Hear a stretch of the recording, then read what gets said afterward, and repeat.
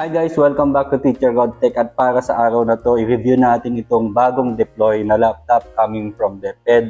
Check natin yung kanyang performance, yung kanyang build quality, and kung talagang makakasabay siya sa ating mga daily tasks, sa ating teaching, as well as for online purposes.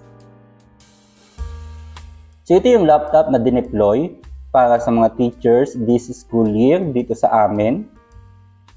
So dito sa kaliwa, meron tayong barrel jack for charging, isang Type-C port, isang HDMI port, at isang USB 3 na port Type-A. On the front, meron tayong SD card reader.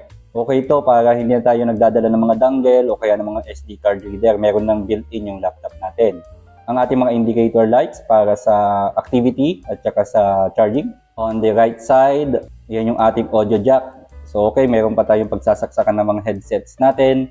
Another Type-A na USB 3, isang RJ45 na network port, at Kensington lock.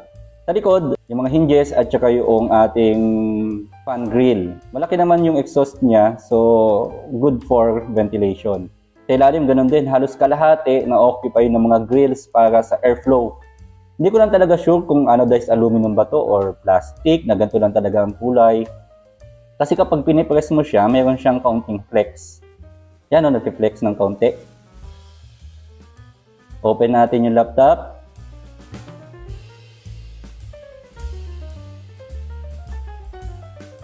Pagdating sa lid, may counting flex.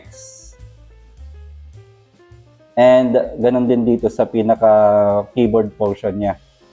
So sa keyboard natin, yan o, nag-flex ng kaunti. So malamang plastic nga ito. So pagdating naman sa hinges,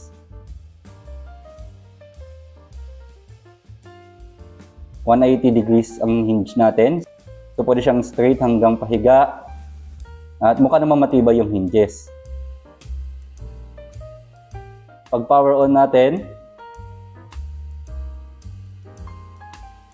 mabilis naman yung pag-boot. Wala pang ilang segundo, nasa Windows login screen na tayo.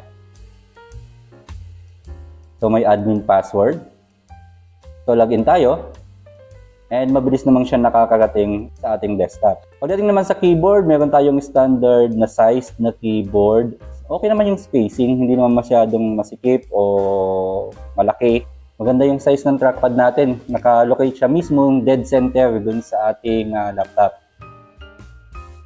So ito yung mga applications na included out of the box dito sa ating laptop. Kung mapapansin niyo dito sa kaliwa, meron na rin ako mga install na other applications, pero yan for the purposes din ng ating review. So pag kinlik natin yung all, so kasama na rin dito yung full suite ng Microsoft Office applications. So Word, Excel, PowerPoint, nandiyan na rin. As well as yung kompletong suite ng Adobe applications. So nariyan na rin yung Photoshop, yung InDesign. Maliban doon, wala namang bloatware, wala namang ibang mga applications na naka-install. So click natin yung Word, check natin.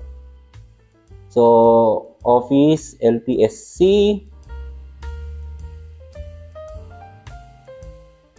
Check natin yung ating account. Activated na po ito.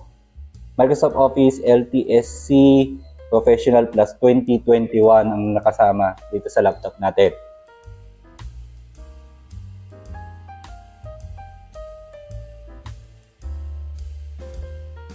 So another thing to check natin itong Adobe Photoshop. Madalas itong ginagamit ng mga teachers sa pag-edit mga photos at saka paggawa ng mga layouts. Tarpaulin, dito natin ginagawa ito, di ba? Medyo mabigat itong Adobe Photoshop. So check natin kung maganda yung pag-boot. Boot pa lang kasi wala pa naman tayong project na gagawin eh. So coming from that, sa pag-startup natin ng Adobe Photoshop,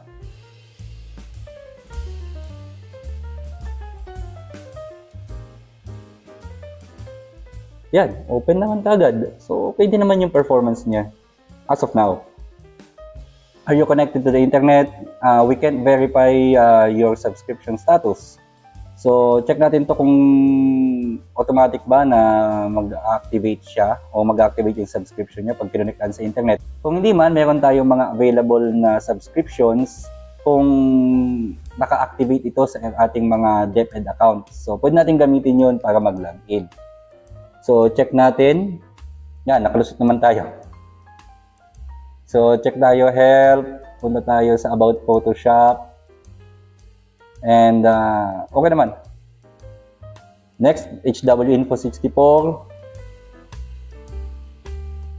Para sa specific na specifications ng ating laptop.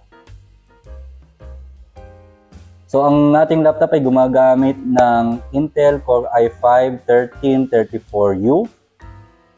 At ang ating GPU ay integrated graphics. Intel UHD Graphics Raptor Lake.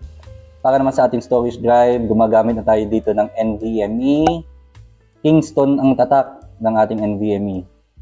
512 GB. Para sa ating benchmark, gagamit tayo ng Geekbench 6 para sa basic na benchmarking software. Fast forward natin para makita natin kaagad ng result. At nakakuha tayo ng 1,959 para sa single core score at 4,274 para sa multi-core score. OpenCL score natin ay 7,745. So para naman sa sound test natin, meron tayong grills na magkabilang bahagi ng ating laptop. Upward facing yung speakers nito.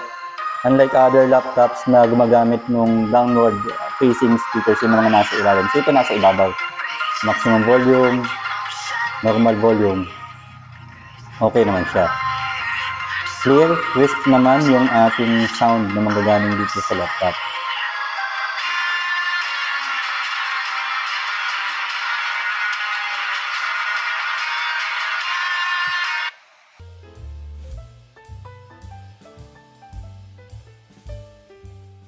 Malinaw naman at maliwanag ang ating LCD.